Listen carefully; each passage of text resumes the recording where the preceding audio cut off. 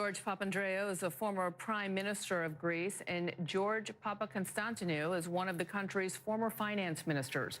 Both men were in power during the first bailout. And of course, gentlemen, I remember the effortless work that you put in, the hours of dedication to keeping your country from going off the brink. Let me start with you, Mr. Prime Minister.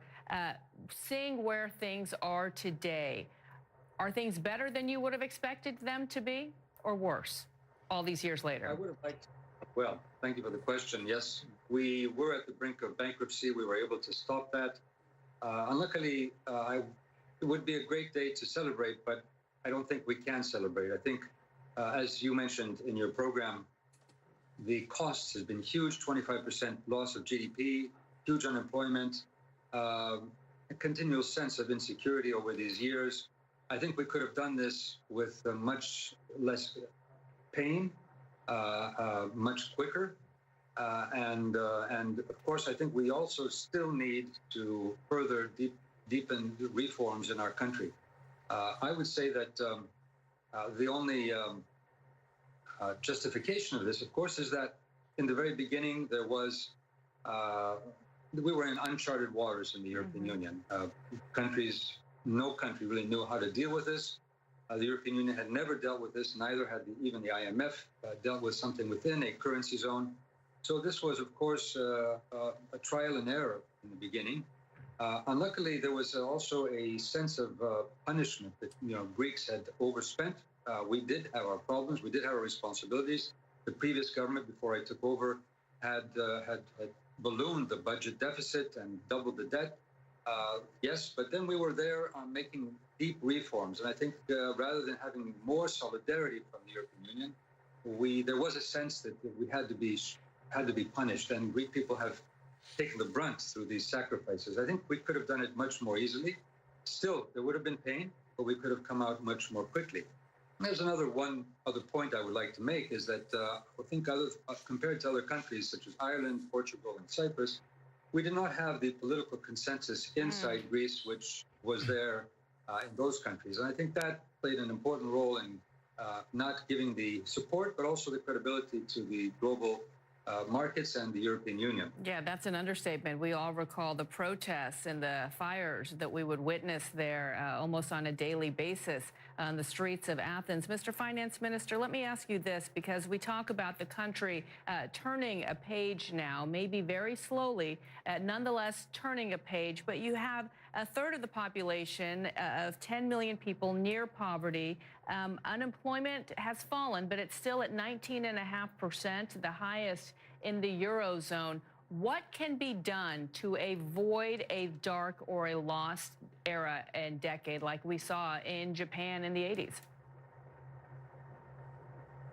Well, if you look forward, the main problem the country will have is that nobody gives it growth prospects exceeding 1.5% a year in the long run. That's really slow. It's too slow to repay the debt. It's too slow to create jobs. It's too slow to increase people's incomes. And the only way to do better than that is to have massive inward foreign investment, and together with it, something like a productivity revolution. That's the only thing that will save Greece. Because as it looks at the moment, we're going to be going on a slow growth road, which will simply not be able to bring back what Greeks have lost over those years. And make no mistake, given the situation where we were 8 years ago, 9 years ago, a lot of what happened was completely unavoidable. But it's true, just like Mr. Papandreou said before me, part of it was avoidable. Part of it was due to mistakes made both on the Greek side and on the part of our European partners. Mr. Finance Minister, let me ask you about the other crises that are continuing to play out throughout Europe. You've got Brexit. Obviously, you've got the economic crisis in Turkey. What has you most concerned as an expert and as somebody who's taken part in an economic crisis? Well, we are now 9 years since the Eurozone crisis started. We realized too late that it was not just a problem of one country, Greece. We had a systemic problem having to do with the architecture of the euro and the financial architecture of the Eurozone. This was a discovery that came too late. We started repairing the house. We have done a number of things, but we haven't yet been able to say that we have created an environment which can withstand the future crisis better than it did the last one. Because remember, today, for example, debt levels are higher everywhere than they were before. We have now mechanisms to deal with crisis better, but we're still susceptible. So whenever we think of Italy and its debt level, whenever we think of Turkey destabilizing the whole region, it is very easy for the whole of the Eurozone to succumb to a repeat of the crisis. And that's because we were not courageous enough at the European level to complete the banking union, because the problem with the banks was at the core of the Eurozone crisis, to move much further in the fiscal union and to have a truly economic union, which is as it was supposed to be designed in the first place. And to add to that, you have the uncertainty coming from the U.S. and the president's tariffs as well with European traders. Mr. Prime Minister, let me finally ask you. Indeed. Let me ask you about your thoughts on how one of your successors, Mr. Tsipras, is doing now in his job as Prime Minister, running the country. Do you have faith in the direction that he's taken the country thus far and going forward? Well, let me just add to the previous comment that George Papa-Constantino made. Europe showed that when it worked together in unison, for example, when Mario Draghi came out and said, we will do whatever it takes, we actually calmed the markets.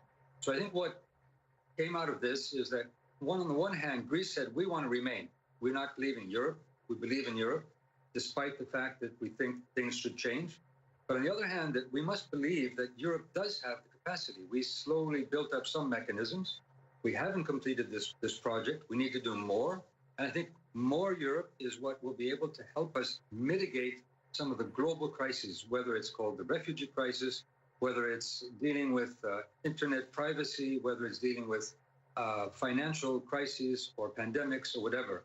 I think we need to see from this experience that going back to the populist, nationalist view of solving our problems is not going anywhere. We're not going to solve climate change or the refugee issue by going it alone. I think that's the first thing. I think the second point that you asked me about, well, we are paying dearly for particularly the first few months of the Tsipras government. We avoided bankruptcy in 2010. We almost went to bankruptcy in 2015 with capital controls on the banks, almost left the euro.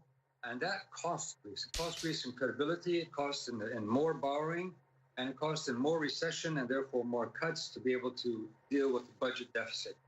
Obviously, after that, Tsipras fell in line, but as he was an anti-adjustment program, he didn't really have much else to do. So when he did fall in line, I believe he missed an opportunity to go deeper into making the necessary reforms for Greece. My belief is that austerity was emphasized. We needed to do deeper reforms. I'll just give you an example. When we brought in transparency through e-prescriptions in the medical sector, we cut graft that cost by 50%. That's 3 billion. We cut that's as much as we make in property taxes in Greece. So there are ways that we should have had more emphasis on reform, less emphasis on austerity. That's partly the European and the IMF blame, and partly, of course, blame of successive governments that were not really committed to deal with vested interests and make the changes necessary. That's what we need to do now. Well, I think now we think about the roots of the crisis. It's a new phase, but we need to move forward to make Greece, and Greece has great capacities, a sustainable economy. A new phase and nonetheless a big milestone as well. Gentlemen, thank you so much for joining us. We appreciate it.